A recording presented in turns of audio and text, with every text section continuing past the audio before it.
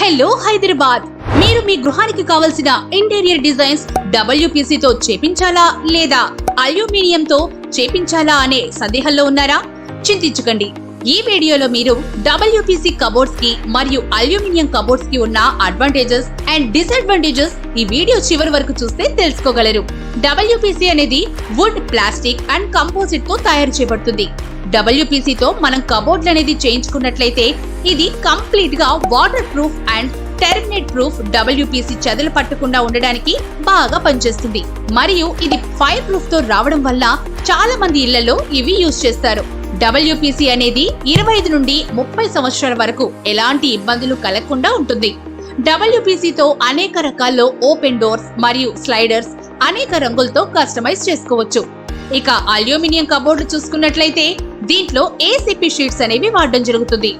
ACP sheets అనేది aluminium composite panels తో తయారు చేయబడుతుంది.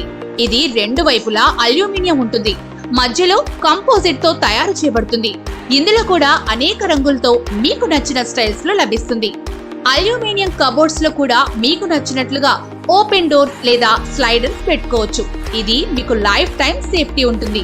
మరిన్ని వివరాలకు ఈ రోజే సంప్రదించండి. కాంటాక్ట్ 6281898353. మా వెబ్సైట్ www.maheshmodularcarpenter.in.